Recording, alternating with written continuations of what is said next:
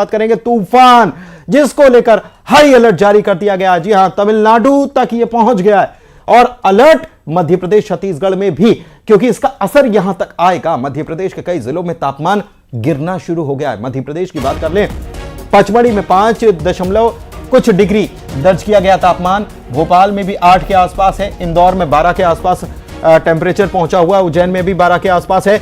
लेकिन भोपाल की अगर बात करें तो 8 डिग्री के आसपास यहां पर हुआ।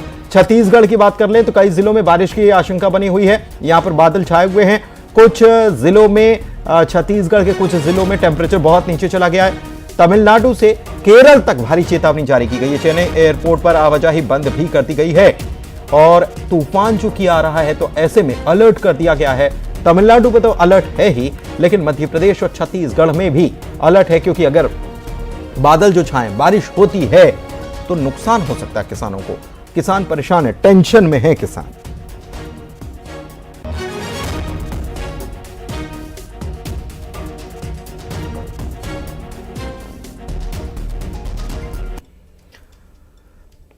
तो छत्तीसगढ़ में बारिश की चेतावनी जारी कर दी गई है कि अगर आगे ऐसी स्थिति बनी रहती है तो मौसम बदलेगा, बारिश होगी, और बारिश होगी तो फिलहाल तो ठंड उतनी नहीं है छत्तीसगढ़ के कुछ जिलों में, लेकिन अगर आगे बारिश होती है, बारिश के बाद ठंड और बढ़ेगी।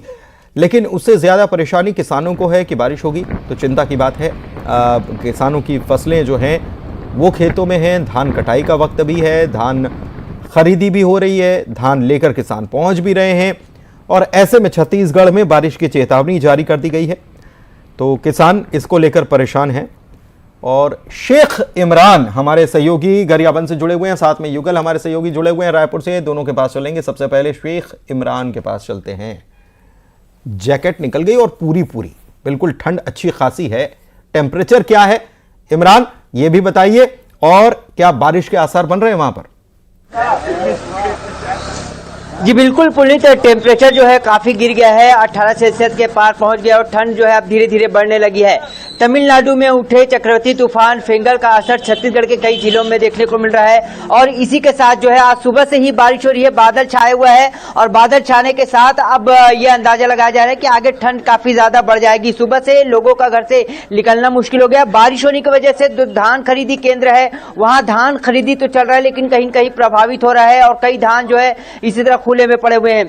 हालांकि जो बारिश है वो सुबह से हो रहा है, और रिमझिम बारिश के साथ जो है ठंड का आसार भी धीरे धीरे बढ़ने लगी है, और जो लोग इसका असर जो है लोगों के स्वास्थ्य पर पड़ रहा है।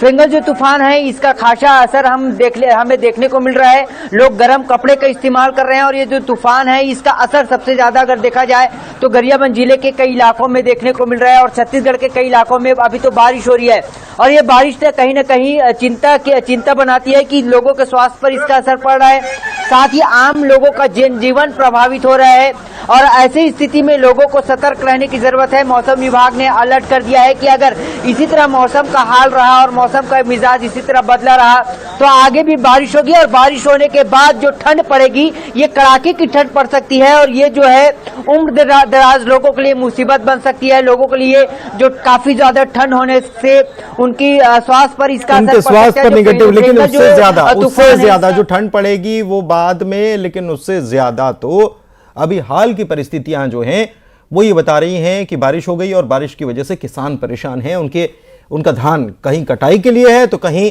वो बेचने के लिए भी पहुंचे खरीदी केंद्र। इमरान, आप हमारे साथ बने रहिए। युगल के पास चलते हैं, एक बार युगल से भी जानकारी ले लेते हैं। किन किन हिस्सों से युगल, पूरे प्रदेश से बारिश की क्या खबरें आ रही हैं, और मौसम को लेकर क्या तैयारियां, क्या अलर्ट? देखिए पुनीत, हम मौसम को बेहतर समझने वाले मौसम के जानकार, मौसम वैज्ञानिक HP चंद्रा सर हमारे बीच खुद मौजूद हैं। हम सीधा उनसे ही बात करेंगे। सर, किस तरह का फेंगल तूफान का असर दिखेगा छत्तीसगढ़ में? देखिए, ये जो सीजन चल रहा है वो विंटर सीजन है। इस समय कोई भी डिस्टरबेंस होता है तो इसका बहुत ज़्यादा प्रभाव पड़ता है। फिलहाल फेंगल जो तूफान है वो है चेन्नई के पास स्थित है, दक्षिण पश्चिम बंगाल की खाड़ी और उत्तर तमिलनाडु के ऊपर में स्थित है। इसके लगातार दक्षिण पश्चिम दिशा में आगे बढ़ने की संभावना है। विंड पैटर्न कहाँ कहाँ बदल सकता है, और बारिश वगैरह की संभावना कहाँ पर है? तो देखिए, इसका जो दूरी बहुत होने के बावजूद भी चूंकि शीत ऋतु है, इसके कारण से यहाँ पर अपर एयर विंड है वो सबसे ज़्यादा प्रभावित होता है। साथ ही साथ जो लोअर विंड है निम्न स्तर में है, तो उसमें है बंगाल की खाड़ी से प्रचुर मात्रा में नमी है वो आ रही है। ये लगातार अगले और 3 दिनों तक आने की संभावना है, जिससे तो अगले कारण से 3 मध्य दिन तक देखिए, छत्तीसगढ़ मौसम में, वैज्ञानिक कह रहे हैं कि अगले 3 दिनों तक ऐसी ही परिस्थिति यहां पर बनी रह सकती है। बहुत शुक्रिया आप दोनों सहयोगियों का हमको जानकारी पहुंचाने के लिए, हम तक जानकारी पहुंचाने के लिए। बात अगली खबर की करेंगे, बीजापुर की बात करेंगे, जहां पर पुलिस और नक्सलियों के बीच एनकाउंटर हुआ है। बड़ी खबर बता रहे हैं, और इस एनकाउंटर में 7 नक्सलियों को बीजापुर से सटे तेलंगाना के मुलुगु में मुठभेड़ हुई है, और 7 नक्सलियों के बारे में जानकारी